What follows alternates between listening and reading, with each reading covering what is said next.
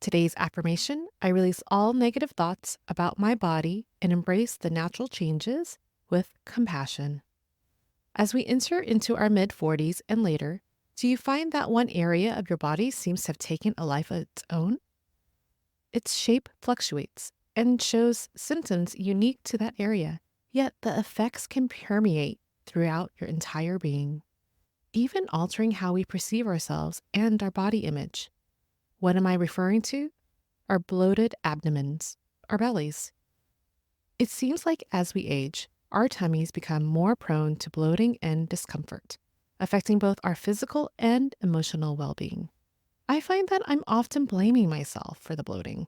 I constantly rack my brain trying to figure out what I did or didn't do or could do better to avoid the bloating. It feels like a raging battle between my midsection and my mind. I know I'm not alone in these feelings and thoughts. It seems like every conversation I have with women in the same phase are dealing with the same struggles. Well, in today's episode, we are drawing a line in the sand. We are ending the blame game and the shame, and instead we are learning the facts about our bodies during midlife and accepting the natural changes with grace and understanding. I invite us to transform the narrative around how our body changes after 40 and embrace these changes with compassion and love. This shift will not only empower us, but will inspire us to care for ourselves more deeply and build a stronger, more positive relationship with our bodies.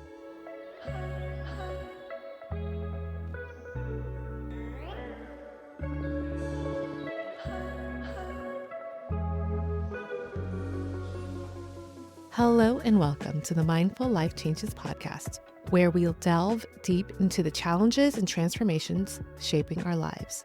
From the shifts in our roles at home and work, to the transitions we navigate physically and mentally as we gracefully age.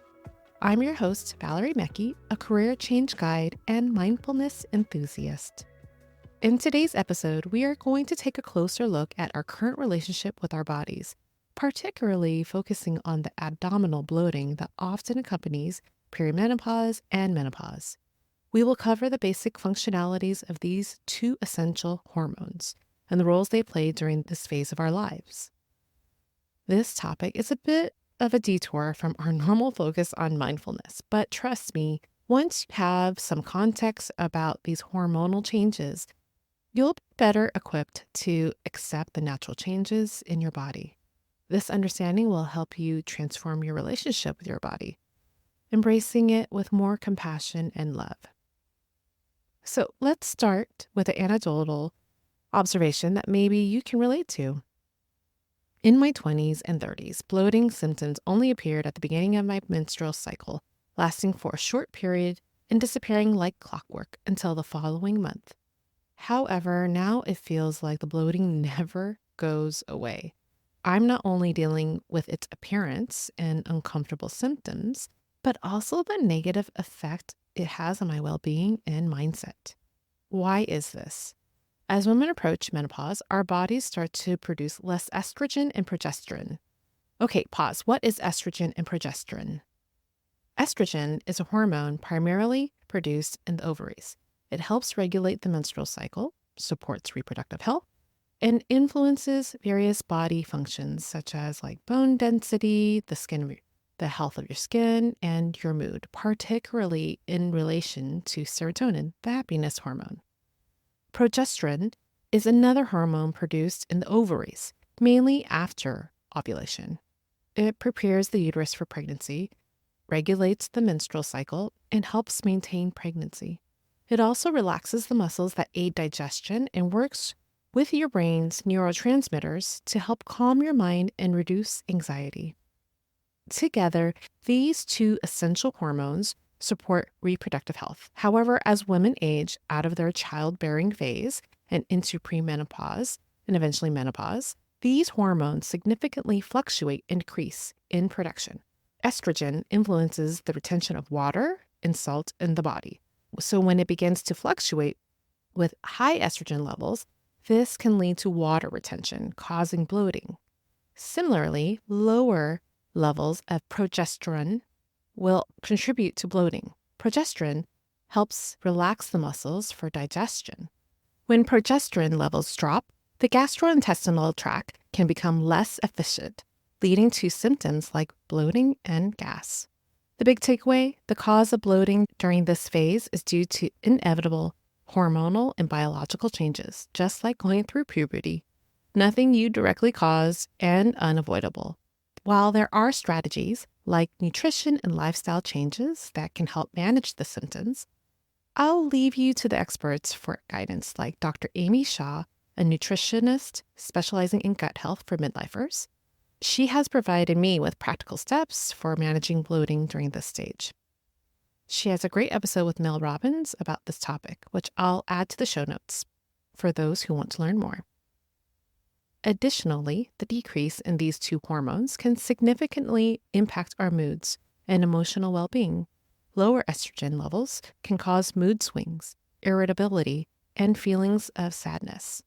A decrease of progesterone can heighten stress levels and reduce our ability to handle stress. This might explain why we often are hard on ourselves and frustrated with our bodies. It's no wonder why everything can feel a bit more exaggerated and poignant. The changing hormone levels are essentially amplifying our emotional responses.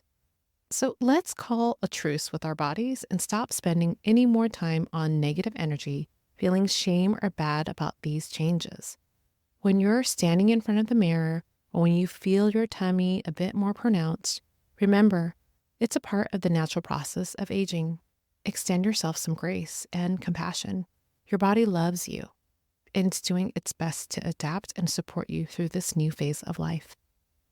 So let's take advantage of this present moment with a healing affirmation session to help reconnect and embrace your body's natural changes. We'll begin our affirmation practice by priming your mind and body so you'll be open to this affirmation with a quick body scan. Briefly acknowledge any areas that may feel discomfort and gently release any tension or unhelpful energy. Take a deep cleansing breath in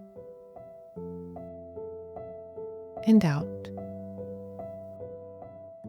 And if it feels comfortable to you, slowly close your eyes and place one hand on your tummy and the other on your heart to help connect your mind and body.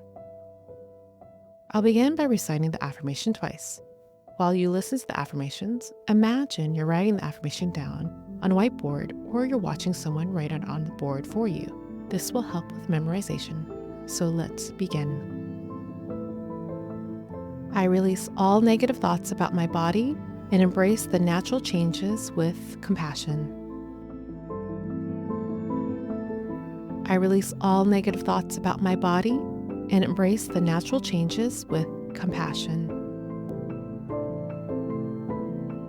I'll repeat the affirmation again, but this time I want you to repeat it out loud to yourself so you can make a connection.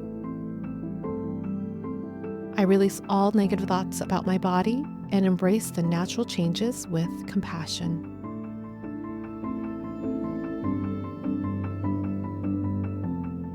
I'll repeat the affirmation again and once again say it out loud to yourself. I release all negative thoughts about my body and embrace the natural changes with compassion.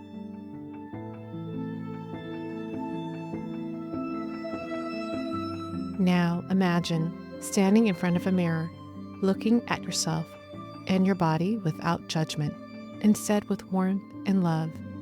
I'll repeat the affirmation again and imagine yourself in action in full color.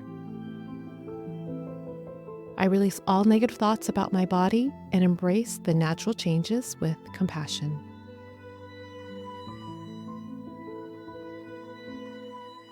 I'll repeat it one last time and give you a moment to let it sink in. I release all negative thoughts about my body and embrace the natural changes with compassion.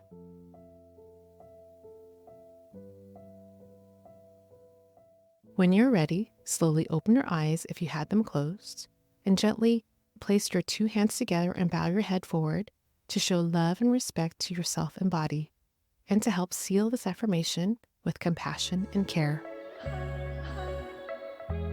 This affirmation is yours to recite and practice for 21 days at least once a day.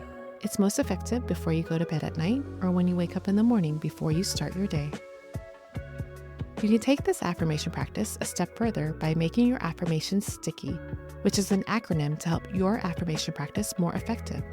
Write this affirmation down on a sticky note and place it on your bathroom mirror as a reminder that there is no room in your body for negative thoughts or feelings, only healing and loving vibes during this transition. Or turn this affirmation into a short mantra. I release any negative thoughts about my body while you are going for a walk, doing yoga, or just simply meditating. This is a reminder of your magnificent body and the commitment you have to caring for it so you can thrive and grow stronger.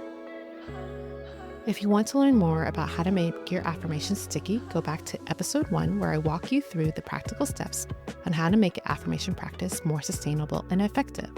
Also, if you're inspired to further heal your relationship with your body, check out episode 42 where I guide you through an affirmation for self-love and care for your body. Make sure to subscribe and bookmark this episode so you'll have it handy whenever you need a quick guide of this affirmation. If you found this episode helpful, please share it with a family member or a friend who may need a little bit of help loving their body through this transition. Or show your appreciation by giving us a rating on this podcast wherever you are listening. Your support will help other mindfulness midlifers discover this podcast so it can grow and blossom. Thank you for sharing this time and space with me. Every moment you dedicate to being mindful is a step toward a more fulfilled and vibrant life.